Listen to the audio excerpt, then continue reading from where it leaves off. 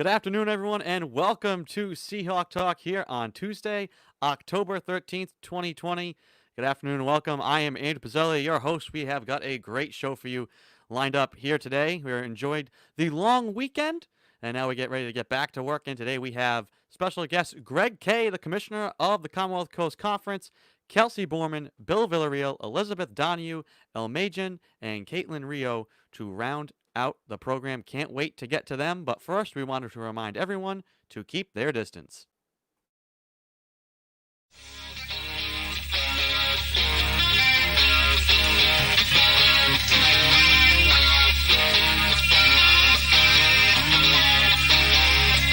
Better keep your distance.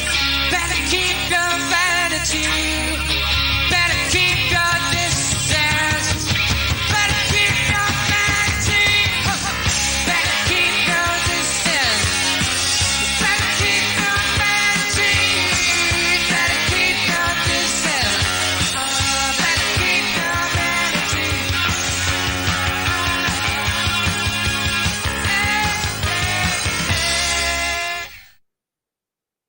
That is the shake with Keep Your Distance, one of our frequent messages here on Seahawk Talk. Keep your distance, hand washing, social distancing, all of that good stuff. Well, I want to bring in now the producers, Joey Morelli and Mike DeFusco, to start off today's program. Fellas, how was your long weekend? It was fantastic, just got to relax a little bit and, back to school and the weather's showing it, the rain, it's a sad day, but, had to get back to school at some point. Yeah, same for me. I just kind of got to chill all week and now, yeah, it's like the world knows it's like, long weekend's over, rain. Yeah. Rather have the rain today than over the weekend. It was gorgeous. Oh God, yeah. It was over the really nice. weekend. What do you guys have to start off today's program? Any interesting tidbits? Joey, if you want to go first, Yeah, you got it. Let me share my screen just so that we can look at. Nope, I want this one. Here we go. So I found this year, I guess it's an annual thing. The Newport Police Department is doing their Halloween train or haunted Halloween ride. They keep calling it different things for all the posts. I was trying to find exactly what it is. And it's just a little free event for kids and their parents and stuff. They said elementary to middle school age type thing. And it's free. And they're doing it the 29th. And you just have to order tickets ahead of time. They're not doing tickets when you show up like they used to. And it's just, I don't know. I'm not 100% sure exactly what it is, but it's some sort of little haunted train ride thing for kids, which is kind of cute. No trick-or-treating, but we can trick-or-train. Yeah. And they can't, and because, there is no trick-or-treating really this year. Can't really do any of the normal Halloween stuff. This is something that parents can do with their kids, and they say children are encouraged to wear their costumes, so kids can at least wear a costume for something. And I think it'll be really fun, whatever it is, whatever exactly they do. I'm sure. I mean, they do it every year. The kids must like it. Yeah. So just another free event. We always talk about that free. Yep. And it's something for parents to do with their kids on Halloween because there isn't a lot to do this year. So I think it's a cute little thing. It's a great year for masks. It is. Yeah, I'm really glad you brought that up too, because I haven't even thought about what kids are going to be doing now with the whole. I mean, you can't trick or treating would be just a breeding ground for COVID. You're right. So I mean, that's something for the kids to do. Yeah. But you can get creative with costumes, though, as you said. Yeah. Do you? Because I Halloween was my favorite holiday growing up. Losing. I don't know if Mike, if it happened to you. I don't know if you guys got it because you're from Rhode Island, right? Right? Yeah. In Connecticut, there was this one year where we got a massive blizzard that knocked out power for a week, and I don't remember if that got to Rhode Island or not. But I remember it canceled Halloween, and it was devastating. I remember. Oh God, I don't remember that exactly. Maybe that was a Connecticut thing, but I don't know how far it got because I know it was more Connecticut and west. I don't know if it got this far. No, yeah, I remember there was one year where we had to go with our parents in their car because it might have been the weather. It was raining pretty bad, I remember. So it might have. You guys might have just missed it. There was a year in my childhood, so only a couple years ago. No, there was a year when it was really cold and they were telling us they weren't sure if we should go trick or treating or not. Not that anybody would have come out and prevented us or stopped us, but it was a thing, you know, around whatever the middle school table. Like, oh guys, they might not let us go trick or treating tonight because it got down to like 20 degrees. They were worried about kids Ooh. being out late, that Yeah. sort of thing. We did go out that year. I remember though it was cold. I was dressed up as Batman and I had multiple layers on underneath the bat suit. Nice. So, Yeah. Yeah, favorite Halloween costumes growing up, you guys? Any memorable ones? oh man, I remember we having need a whole show for that. Yeah, we'll have to. I remember having a wicked Freddy Krueger costume that scared some people when I was younger. So well, here's the thing: there's the Halloween costumes you wear as kids when you go trick or treating, and then there's the Halloween costumes you wear as when you get older when you're going to Halloween parties for family, relatives, friends, that sort of thing. One of the best and worst costumes I've ever had was Where's Waldo, which was awesome for the first like 2 hours. This was in school. I went to Salem for Halloween, which is a lot of fun. And being Where's Waldo in public was awesome. I could photobomb everybody, kind of hang out in the background, you know, and later on people would be able to spot me in photos. And people everywhere would be going, hey, I found you. And I'd be like, shh, and like scamper away. That was fun for the first 2 hours. Hour 4, 5, 6, and people would be like, hey, I found you. It's like, yes, I get it. I know. I did not think this through. I should have had a fallback costume to go to after I got sick of people telling me they found me. But Where's Waldo is a really good costume. Lots of potential there. And I actually ended up being tagged in photos of the people I photobombed because of like friends of friends of friends recognized me. They heard that story and they were like, I think I saw you in like my cousin's pictures from Salem. And so I was getting randomly tagged in photos, and I was like, "What is this? Oh yeah, I photobombed those people. That's unreal." So, through the glory of social media, I got to see my work come to fruition. But, Mike, did you have anything to bring up here at the start of the show? Yeah, you know, just because we're in Newport, you know, it's a historical town, and I think this picture really just shows how little Newport has changed over the years. This is a tweet that someone sent out today. And it's the Pelham Street. So if you look at it, it's pretty much identical to what it was, despite some of these features we were talking about, like the cars. You got the looks like maybe a Mercedes right there next to it, and then there's a buggy. We were also looking at this over here. Andrew, you pointed this out, Ladies and Gents Cafe, that has since been taken down. The only other notable difference I think we mentioned was just the store itself was different, but the outside still the same, the windows still the same. So the fire hydrant, fire hydrant. Yep, not much has changed here in Newport. That just shows, you know, the historical context of the area. Really has not. Even the roads still cobblestone right here. So it's like more than 100 years. Right? Yeah, it's like they just didn't change it. I mean, why fix what ain't broken? Two modes of transportation too that both had horsepower, just one significantly more than the other. And if you look really close, is that Waldo in the window? No, I'm just kidding. There are some people watching from this window over here. If you do look, though, right there in that corner, I didn't notice them before. in. Yeah. So we could have our own Where's Waldo with that. Maybe we'll crop you into it with your Halloween costume. Can't be too hard. We got Photoshop. Yeah, exactly. We got Photoshop. We'll handle that. All right, guys. That's awesome. Well, I'm going to let you guys get to work. Mike, you can go Photoshop me into that picture. Joey can produce the rest of the show. And I'll talk to you guys at the end. All right. All right. That is the producers, Joey Morelli and Mike DeFusco. We're going to go now to our first guest here to start off the week on a Tuesday, CCC Commissioner Gregg Kaye. Gregg, welcome to the show. Andrew, thanks so much. I'm so glad to be here as always. Yeah, great to have you. Wanted to start first, with maybe a personal question. I've kind of been asking this to the people who we haven't gotten a chance to catch up with, but what has it been like to have weekends? You know, us in the sports world are used to Saturdays are sports and working and sometimes Sundays too, and it's a 24/7, 7 days. We have weekends now. It's so strange. So how have you been enjoying your weekends? You know, it's really weird. You know, usually for someone like myself, you use Saturday as a day to get out to campuses, catch some games. get to see people in a setting other than, a little tiny square on your screen. So that's been quite unusual.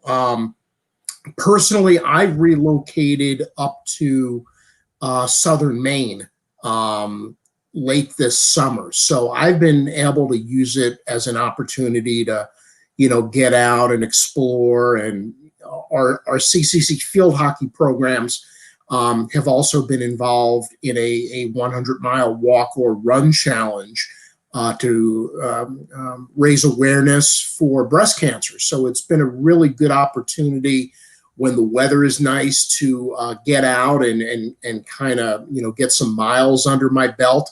And I'm in a real scenic place to do it, much like you are, right up by the water. So it's been a little bit different. It's really hard for me to get comfortable and sit down and watch a football game that I'm not personally involved with. So it's been a good opportunity to get outside and kind of enjoy life a little bit. Now, you mentioned there, I know we had spoken to our head field hockey coach, Jen Foster, about the awesome thing that they're working on there, that whole 100-mile thing. Kind of in the absence of sports, there's been so many things that we've been able to put attention and time into to develop. One of those is the CCC coaches panel. Talk about, kind of the origins of that and what that's all about. And I think there's another, the final edition of it tonight, and what that'll be about. Absolutely. That's a program that I've kind of had in my head for years. We have so many great people in our conference who started out as student athletes that have since moved on to either coach or have administrative duties, and in some cases, both.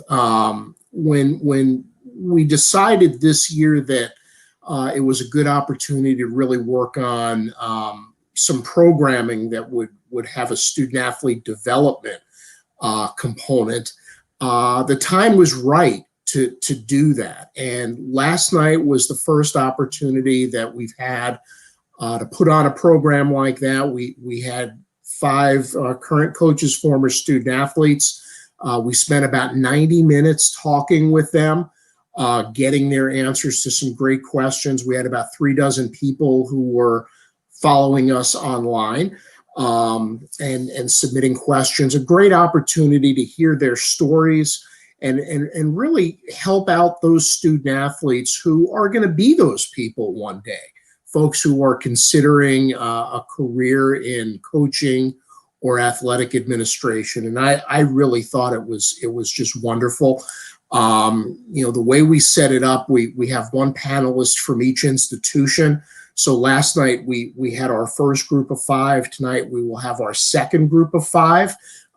We go from about 7. Last night we made it until about 8:30, and we hope to do the same thing tonight. And I certainly invite anybody from the Salve community who is listening right now or watching the broadcast a little bit later. If you're free tonight at 7, one of our panelists is going to be Matt Finlayson. He's going to give us some great insight into what it was like for him transitioning from student athlete to a role in administration. And Matt, to me, is really interesting because he's also done some pretty amazing things in the world of athletics that are outside of the Salve CCC world. And hopefully there's an opportunity to talk about that. So I thought last night's panel went really, really well. I'm very excited about the group that we have tonight. It's been a great program for people who are not able to make it tonight. We will have both the Monday panel and the Tuesday panel made available on demand on the CCC website.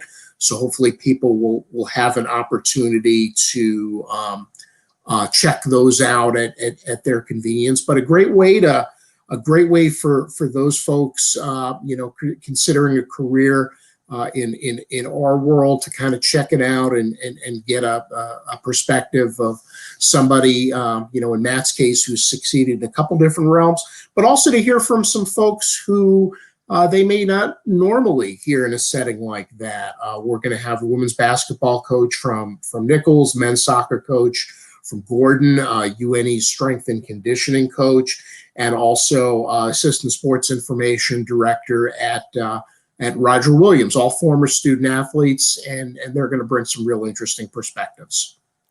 One of the other things, normally from week to week, we have CCC Athletes of the Week, defensive, offensive players, rookies. No games. Can't have those. So instead, we've started the CCC Person of the Week. Talk very quickly about that. Absolutely. Another thing that we unveiled this year, and hopefully all these things that we're starting to do next year are going to carry over. Last spring, when it was unfortunate, obviously, that we lost our spring seasons due to the pandemic. And one of the things that we did to kind of fill a gap, but also bring attention to some of the great student athletes in the conference, we replaced our all-conference teams with a salute to seniors. So essentially, every senior had an opportunity, to be recognized on the day that was chosen for their sport. When we learned that we were going to be unable to compete this fall, we decided we needed to do something in addition to the salute to seniors, and pretty much came up with the Person of the Week idea as an offshoot to our Athletes of the Week, which I know folks really enjoy, when they have that opportunity to be recognized. What we've been doing is recognizing people, student athletes in the conference, who have really been doing some neat things. Folks in some cases may be student athletes that don't get a lot of recognition for their performance or whatnot. So we've been able to tell some really great stories.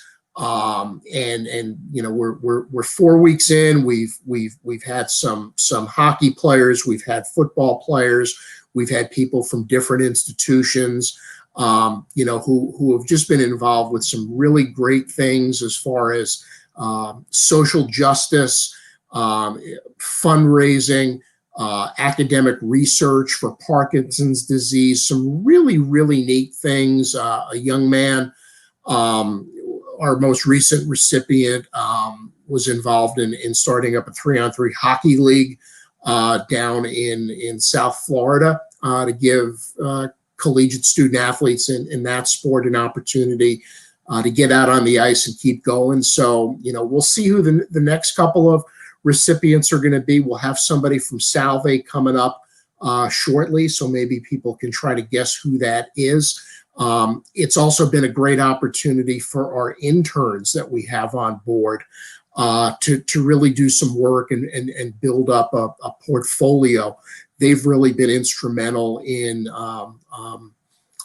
bringing that series to life. So it's been a lot of fun getting to tell stories that otherwise might go untold. And the hope is to recognize at least one student athlete from each institution. And then once we make those rounds, we may do some more. We may bring in some coaches and other folks that are doing great things. But it's been a lot of fun.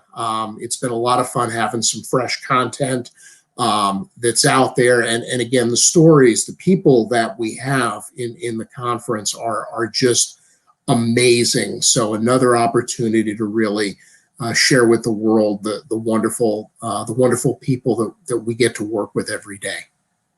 One of the things we've talked about here on the show, I think everybody's kind of talking about in the world of sports, everybody's watching the NFL and what has gone on with their schedule and the shuffling of games, adding weeks. How do you make it all happen? The Patriots lose a game last weekend, and 8 other teams have to change their schedule.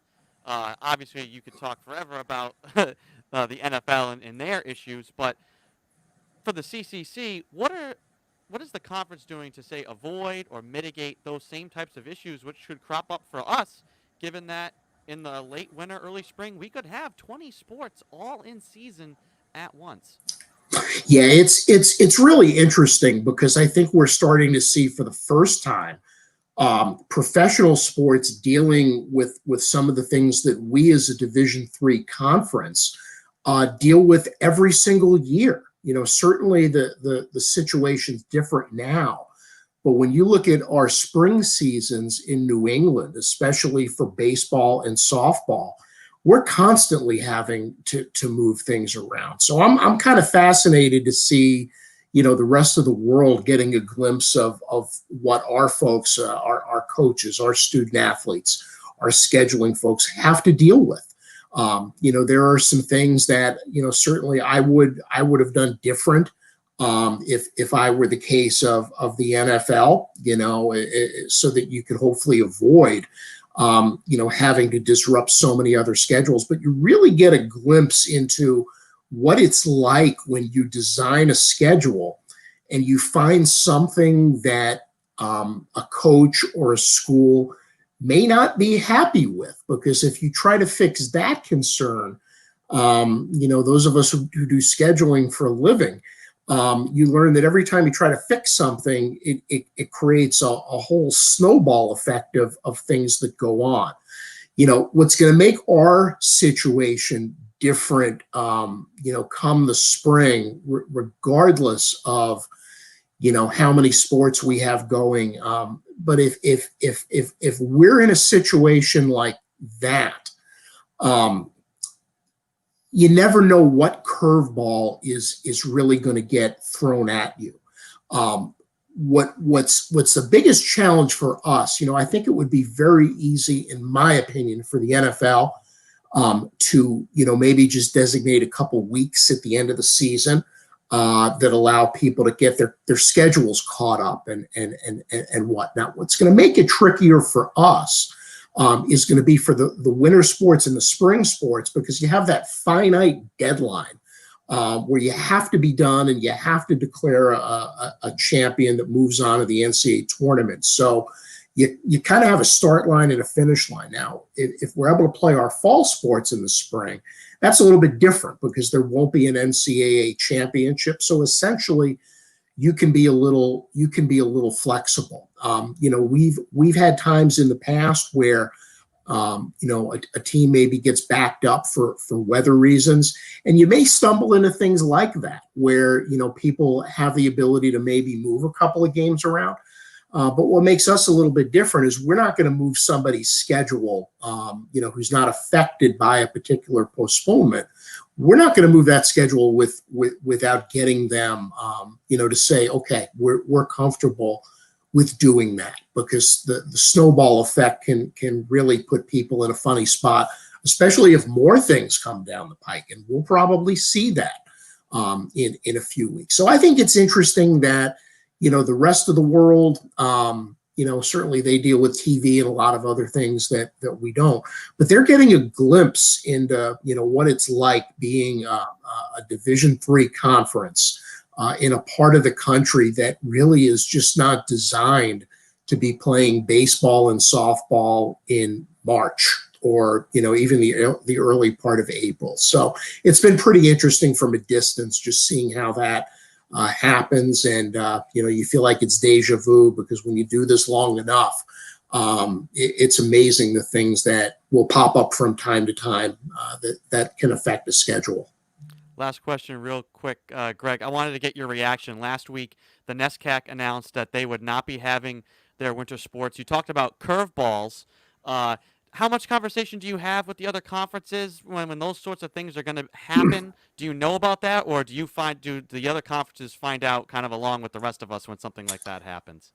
Yeah, it's a combination of both. Our New England group, there's 8 of us. We've been meeting monthly, just talking about challenges and things like that. And it's not a case where somebody says, okay, 3 weeks from Thursday, we're going to send out, this notice. But we do hear things along the lines that, somebody may say something, to the effect of, well, we really want to focus on our spring sports because they were the ones that lost their season last year. So, if right away they're sharing that with you, you kind of wonder what's in the works.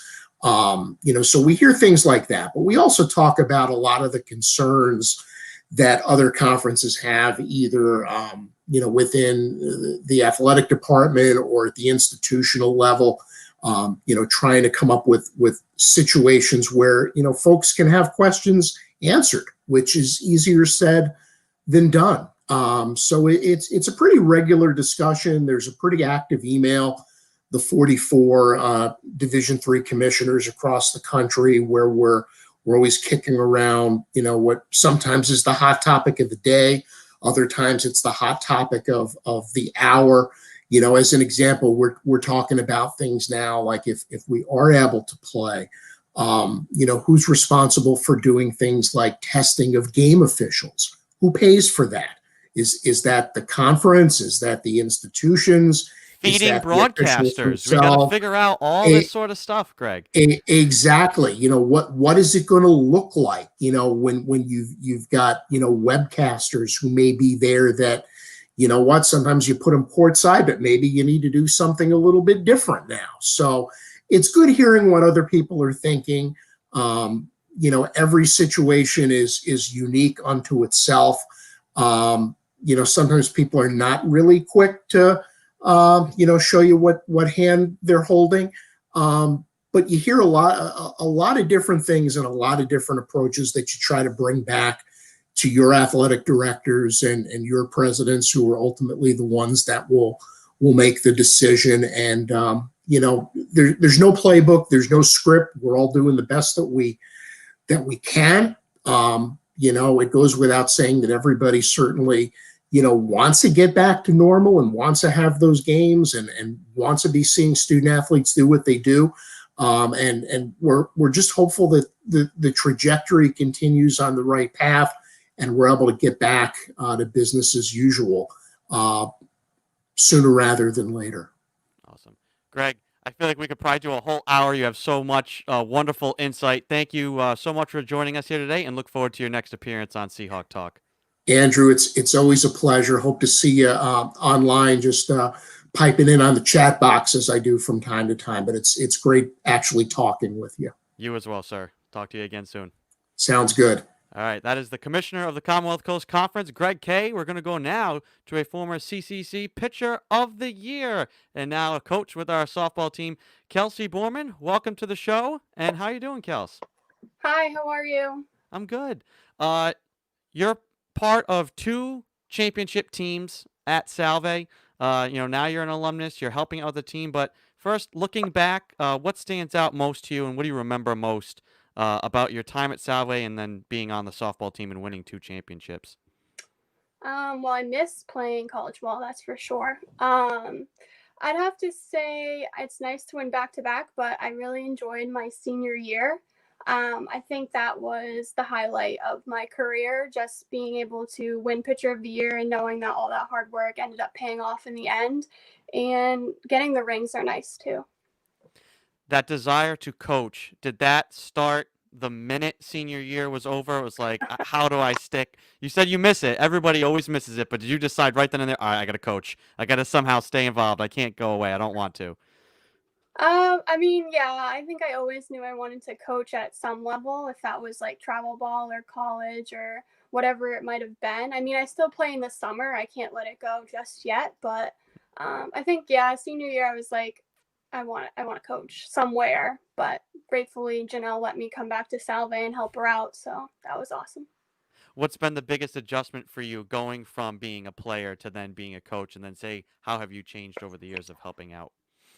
I think your first year, when you go back to a team that you played with, it's kind of the balance of they were your friends at one point and having them respect you in a way of being a coach, because you don't really want to lose your friendships, but you also have to have that respect and boundaries because it is a team and you want them to win, and obviously. But I think as time went on, it was easier to adjust to that. But I definitely think that's probably the hardest thing when you go from being a player to a coach on the team that you played for. What is your perspective on this year's team and maybe specifically the pitching staff? You got some great returning players, but also a lot of exciting young players. Talk about what you guys have right now. Yeah, I mean, as a whole, as the whole team, we look really good. And I mean, it's spring ball. I mean, it's not spring ball, but it's fall ball technically. And I mean, with COVID restrictions and being in your pods and all that stuff, you only get to see a little glimpse of that. So seeing what I've seen so far, I think we have a really good team this year. I mean, the pitchers, it's crazy to think, but this is my 4th year helping out at Salve. So that's a little scary, but I've been working with the same pitchers since they were freshmen, so that's pretty cool to see them develop as individuals and as players as well. I mean, it kind of stinks that they lost their season last year, but I think that just watching them grow as individuals and players has been really great too. Now they're your first senior class in a way. Yeah, technically. You mentioned on your pre-show questionnaire, all you put about, some people would be interested to know or something fun about me. You just put bowling. Yeah. You got to explain that. Is that, do you have bowling trophies somewhere hidden on the wall I back do. there? If you What's can the see deal with that up bowling? there on the wall, that's a bowling plaque. People that I played with or that like know me, I've bowled since I was like 5 years old and traveled for it and Oh wow. played in tournaments and stuff. So that's like kind of my little side hobby, and I still bowl in like a league. So yeah. I was just joking. Those are legitimately bowling plaques on the wall? Yeah, up in the corner. Oh wow, that's awesome. And there's a trophy over there too. But yeah, no, I've bowled since I was like 5 years old. That's really cool. You also said that you went skydiving. Normally, when and why, and would you recommend it? Not normally, you would never say you recommend someone jumping out of a plane. That doesn't sound right. But would you recommend doing what you did? Yeah. So I wanted to skydive really bad for like ever. But I went on my 23rd birthday. I got to go skydiving. I went over in Newport actually, and it was the best experience I've ever experienced in my entire life. Honestly, I would do it again. I just thought of this. The bowling thing and then softball pitching. Any similar motion there? Could you use things from one to translate to the other? Yeah, actually, I throw my bowling ball like I throw my screwball, so it kind of helped me in a sense. I mean, even with like the weight of the ball, also. So yeah, definitely coincides. It's one of those things. If you can throw a bowling ball, you can throw a softball. I don't know. All right, Kelsey, great to see you. I know for you guys, everybody we talk to with the teams, just looking forward. I know you guys are hard at work to make the fall work so that you guys can have a spring. Thank you for being on today and look forward to seeing you guys in action this spring. Thank you. It's nice seeing you. All right, that is Kelsey Boarman, former pitcher of the year for Salve Regina and now an assistant coach with our softball team. We're going to turn now to an assistant athletic director and our women's lacrosse head coach, Bill Villareal. Bill, I don't even have to ask how you're doing. I know you're excited. I'm always excited about playing lacrosse. No, it was awesome. Last week was our first week of fall ball, and just getting everybody together again and playing lacrosse was great to see on the field. And not only that, to hear the whistle was awesome. How you guys got to get on the field, run through some drills and things. How do you feel the team reacted to adjusting to the restrictions? How you've adjusted to maybe coaching a little bit differently or in new ways on the field given the restrictions? Yeah, no, I think it is a little bit different, but I think we set expectations as a group before we even touched the field, so they kind of had an idea mentally on how to attack the situation. It's not, if you go in there raw, it's going to be definitely different, only because of smaller groups. Positioning, your area around the field. There's a lot of different things as a coach, but you got to kind of think out of the box to make it all work. The team itself was very excited. I'm very proud of how they handled it. There was no complaints on the field at all about wearing masks and being socially distant. It's really how we worked each play or basically a drill set. So it was actually nice to see them work through those issues, and they made it happen. It was very, very productive, I thought, through the week. I think you've taught your team well enough now by now, Bill. They know not to complain to you. No, No, I mean, they can complain all they want, but I mean, not that they do at all. I mean, our team is pretty. I'm trying to keep them, motivated to play. Don't forget to look at the long run, not so much the short run of things. So it's just being mentally tough and being excited about being on the field again. They all had great attitudes last week. I can't wait to even start off, this week. I'm really excited because, if they can do the little things well, then we can move on and advance to more team concepts, hopefully in the near future. But, they got through the beginning of what each field would look like, how we would run a practice, and now they're ready to extend themselves even further. So I'm pretty excited to get this week going. We talk all the time now throughout the pandemic about, we're all in this together, and there's two sides of that. There's that, hey, this is something that's happening to all of us equally, but there's also that it's gonna take all of us to get through it. And Right. so, on a team perspective, you've got the coach, you're relying on your assistant maybe more so than ever, but also the leaders on your team. Talk about your captains, Steph Salisbury, Katie Doherty, and Megan Ryder, and how much you needed their leadership, maybe more now so than ever. Well, it's how we set up the practices. So each pod is led by one of the captains, but they all know what the expectations are. We brief each other. We talk to each other before and after the practice and during the practices, for that matter. And so they set the guidelines and they set the example as a team captain.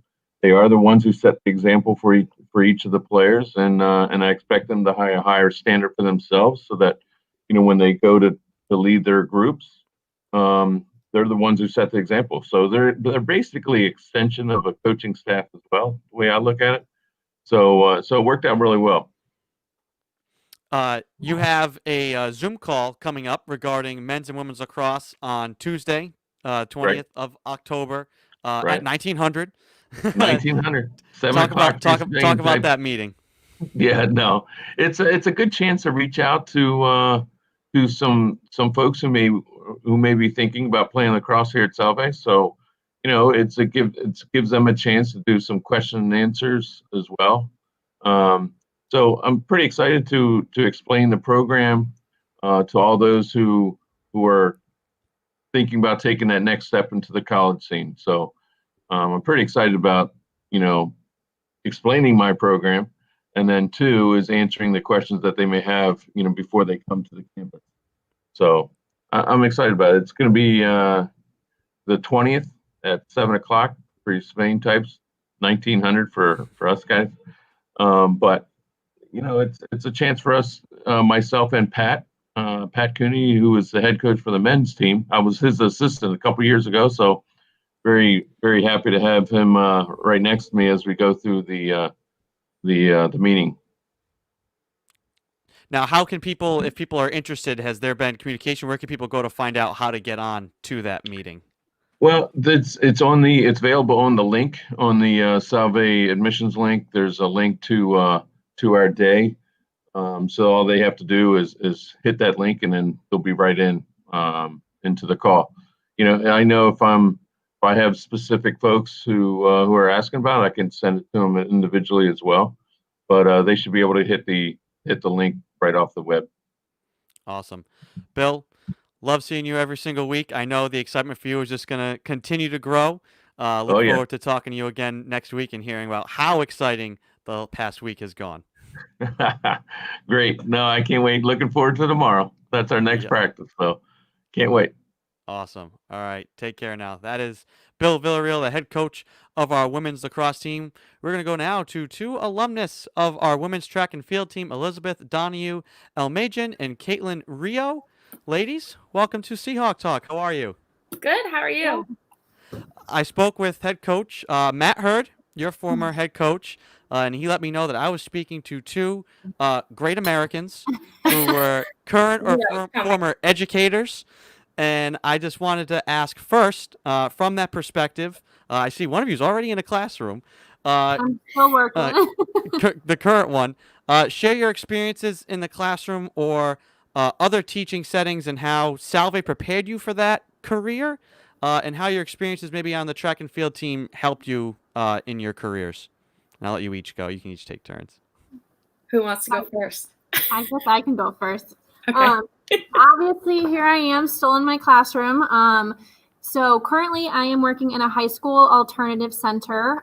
This is still part of the high school district. It's for kids that need kind of like, I like to call it a second chance at their education. They come to us for a variety of reasons, whether they just don't come to school and we're trying to help with attendance, or if they have behavioral problems, we try to give them coping strategies and social emotional learning to kind of help with their emotions and regulations.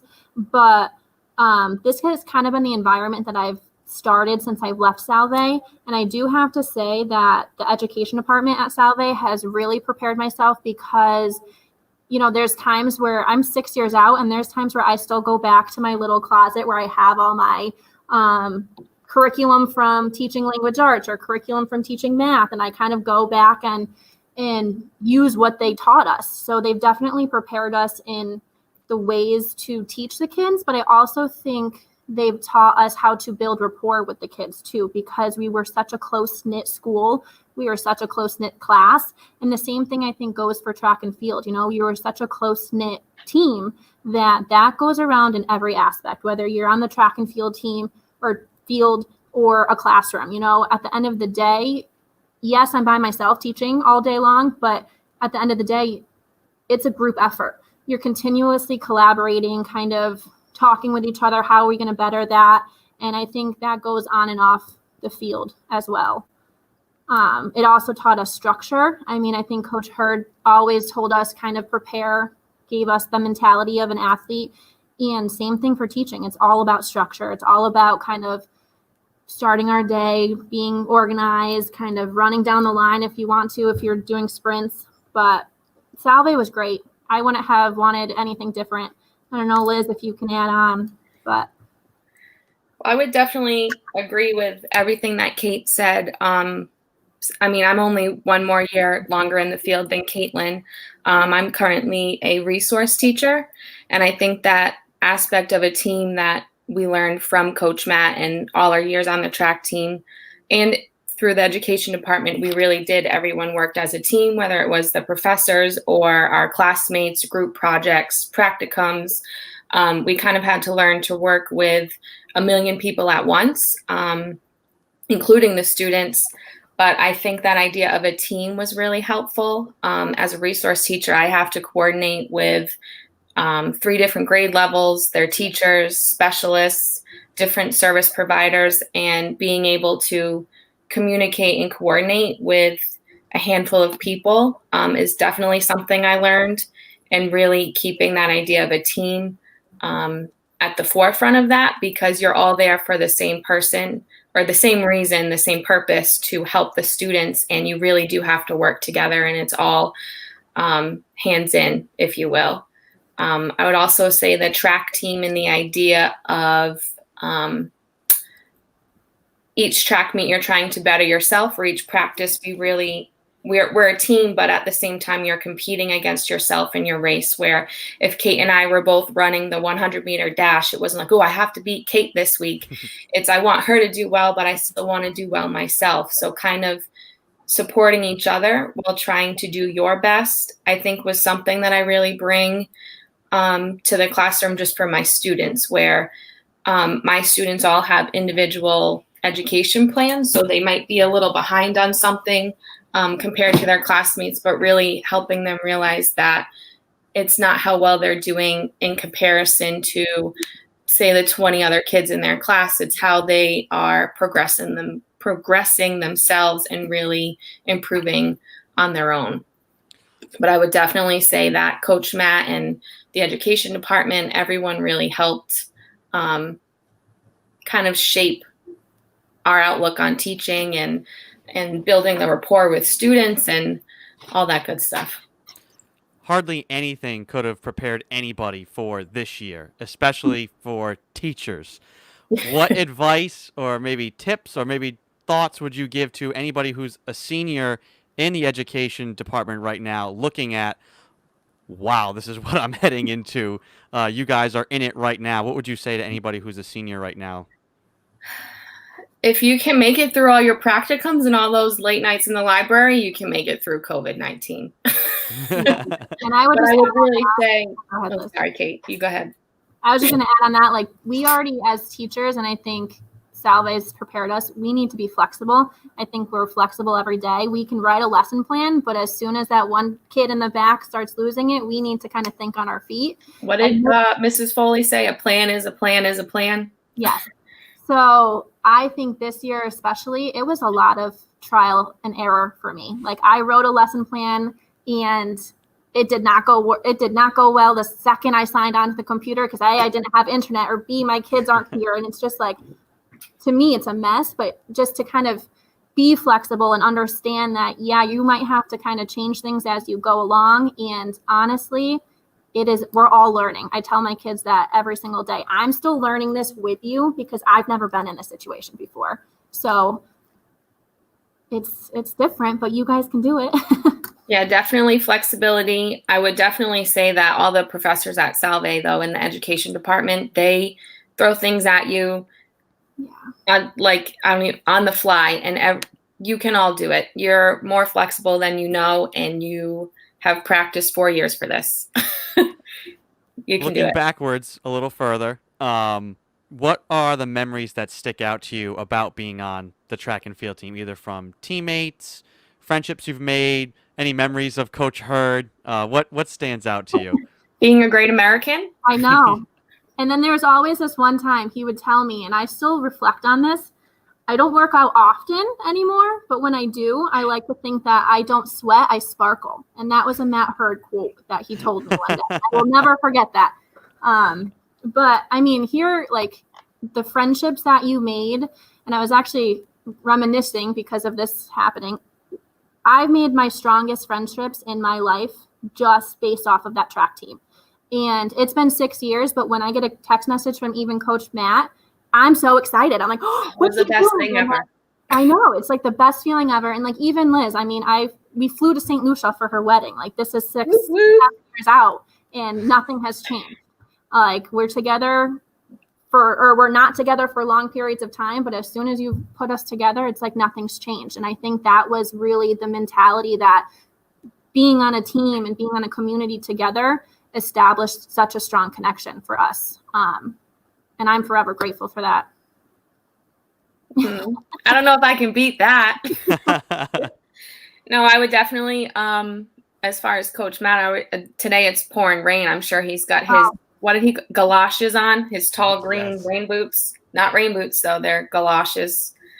But definitely the friendships, I mean, half my wedding party are the friends that I made at Salve. Mm-hmm. And like Kate said, 2 weeks, 3 weeks, 4 months can go by, but the second we're together or we text each other or I'm freaking out because the lesson plan didn't go as it should. I know I still text Kate and I'm like, what am I doing? She said, no, you got this. And it's, I mean, you can't, there's no words for it. Right. I miss Salve. I miss everything about it. Whenever I'm down there, I trick my husband into taking the shortcut to Ocean Drive, but it's really so I can drive past all my old dorms and reminisce stories that mean nothing to him, but they were the best memories for me. I can't go to Rhode Island without stopping by Salve. Like everyone knows. It's just not it's a thing. I live here and I still go there just to drive through campus. If I didn't have to cross 2 bridges in the toll right now, I'm working remotely from Narragansett. But if I you're on the wrong side of the island. If I lived, I had friends that lived on the island, and I wouldn't see them for years because they would not want to come my way. It's a really long drive to get to Newport. It is, though. I mean, I think people from other parts of the world look at it like it's like 25 minutes. It's like 17 miles. But in Rhode Island terms, that is a day trip and a half. But you're right. I mean, everybody who you talk to who was ever either as a teacher, staff, student, walked through the doors at Salve, been on campus even for a minute, knows how special a place it is. I just got chills. Is that nerdy? Nope, not at all. I wanted to ask lastly, obviously we know what you guys are doing now professionally, but are you still involved in any sort of way with the track and field world, whether it's just working out, running on your own, or coaching or anything like that? Are you guys still part of it in any shape?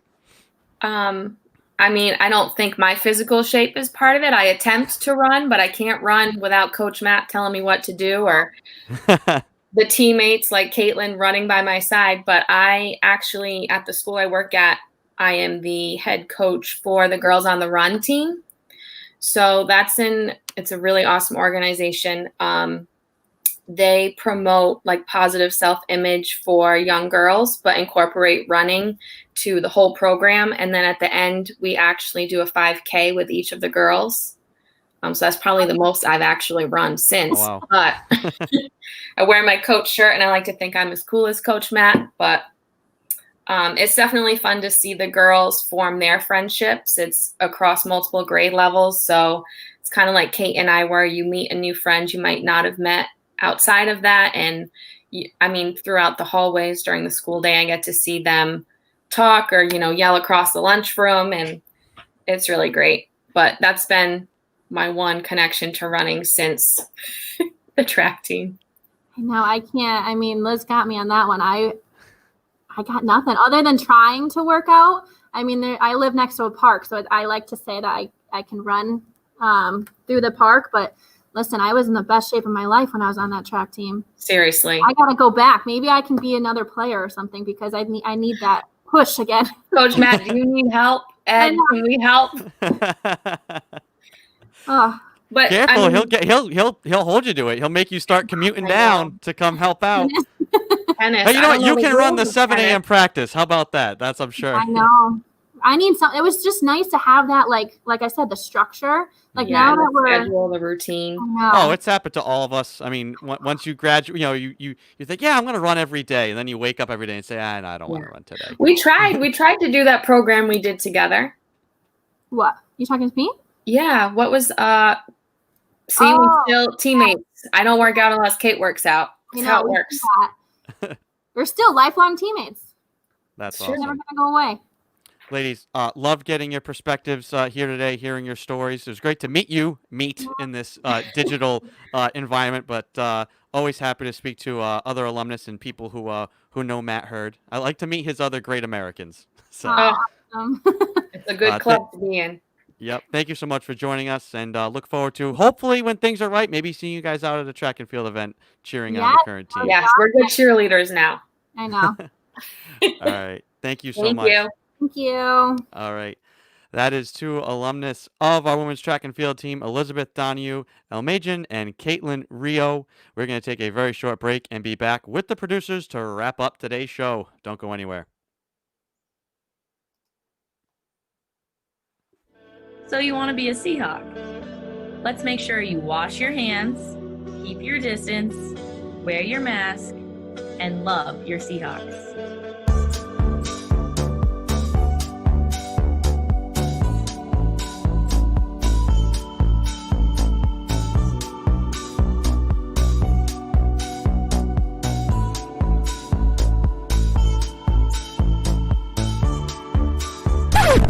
Sammy, no mask? Come on, Sammy. I know it's pumpkin spice season, but you can't bring drinks to class. We have simple rules here, Sammy. Get out. Come back when you can follow them. You gotta take care of yourself and others, even if you are Sammy the Seahawk.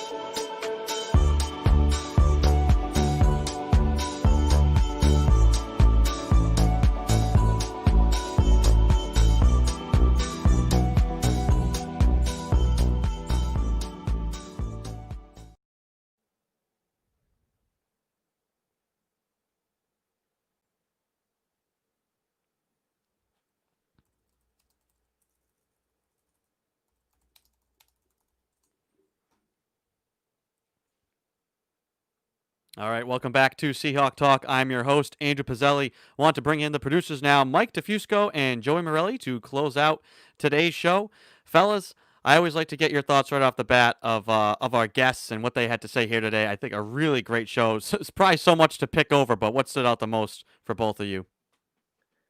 I'm sure Joey probably wants to talk about that last segment too, because that was just, I mean, that was probably one of the best, like, just conversations, just going back and forth between just so many great educators coming out of Salve. We had a couple of teachers, our former student athletes who are now teachers too, which is great to hear.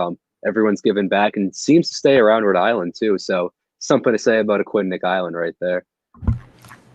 Yeah, I mean, you guys said it. Like, it's nice. It's nice here, man. Like, it's a good area. Like, I want to live on the island. That'd be nice. I was gonna mention what Commissioner Kaye talked about, just like all the different stuff like that. I kind of assumed it was how it worked, but I until he said it, like I'd never really thought of that. Like all of the commissioners all like have like essentially a group chat, but it's email, and they like talk about whatever, and like that's cool to like just like hear things like that. Like stuff like that is cool to me. Like how like the behind the scenes type stuff. I always love that kind of hearing about that kind of stuff. Cool. I know Mike has something really important to share, so I'm going to save that for last because I want that to be one of the last things we share. I wanted to share this image. I'm sure everybody who's a sports fan over the weekend saw what happened with Dak Prescott getting hurt. Just absolutely heartbreaking for him. He dislocated and compound fractured his ankle.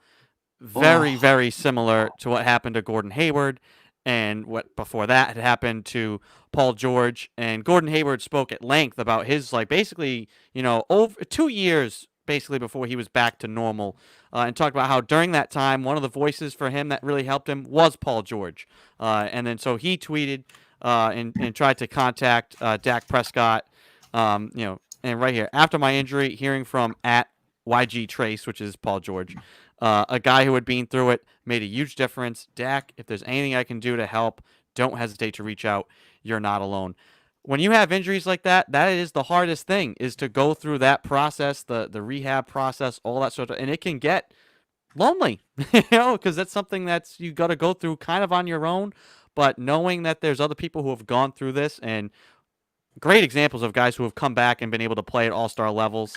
I know, everybody will expect that from Dak. I think the guy, we know he's a hard worker to get to where he got to. Really sad for him to see him go down. He was playing under a franchise tag, trying to get that big contract, and he gets hurt. I'm sure the Cowboys will do well by him. I'm not worried about him making money, but just unfortunate. He was playing so well. You always hate to see injuries. No matter who you root for, and I think it was telling that both Giants people and Cowboys fans all were reaching out to support him when that happened. His former coach, who's now with the Giants, Jason Garrett, came out onto the field to tend over and to talk to Dak when he was down the field injured. Just a really bad thing, but there are these sorts of moments that a cross-sport thing, that athletes, it's a wider community of support and encouragement. So I just wanted to share that because I thought it was striking. Yeah, he really is a class act too. So not surprising that so many guys are reaching out to him. I mean, he's one of those just gentlemen in the league. So it's really is sad to see.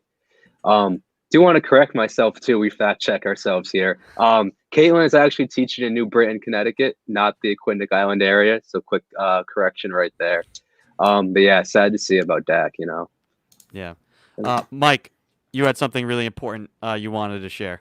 Yeah, so last day to vote here by mail for Rhode Island voters. So here's a tweet that was sent out by just a local person who was interested. So voters, if you want to vote by mail, actually 4 p.m. tomorrow, and this was sent yesterday. So you got 2 minutes to run down to City Hall and send your ballot in if you haven't already. But I'm sure if you're a couple minutes, minutes about behind. getting the ballot application. So if you haven't requested your mail-in ballot, you got to get that application in 2 minutes. 2 minutes, people. So if you want it, go do it right this second. Log off. The one guy who's right outside listening to us is like, "Oh my god!" And we helped one person.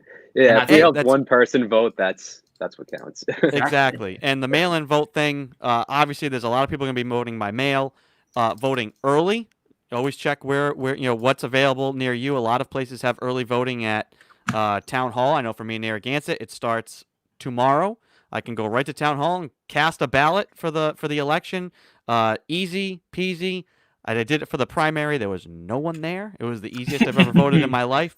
You can also, if you're gonna have a mail-in ballot, you can mail it. It's got to be postmarked by the 3rd, but you can also go drop them off at polling places on the day of, or at an early voting location like a town hall or a city hall. You check check by you. But yeah, if you hadn't already gotten an application, I would do so very quickly. Get that application into the mail. But yep. It's 60 seconds. You're on the clock. Yeah. So, yeah, great message. I mean, we've been promoting the whole vote thing from the get-go. I know a lot of our teams have as well. And along with the social distancing and all of that sort of message, the vote message is another one that we're going to just continue to pump out. So, Mike, really glad that you were able to find that and bring that up for us here today. Fellas, that'll do it for today. We had a packed show. Like I said, we got a lot to pick over. We'll definitely have a lot of clips from today to sort through, but that's a good thing. And always enjoy what you guys bring to the table. A lot of hard work here today, and we'll look forward to seeing you again tomorrow. All right. See you tomorrow. Yeah. All right. That is Mike DeFusco and Joey Morelli, the producers here on Seahawk Talk. I want to give a big thanks once again to our guests here today. We had the Commissioner of the Commonwealth Coast Conference, Gregg Kaye, Kelsey Boarman, an alumni and assistant coach with our softball team, head coach Bill Villareal, and then two former women's track and field athletes and now current educators, Elizabeth Donahue, Elmasian, and Caitlyn Rioux. Big thanks to them for joining us here on the program.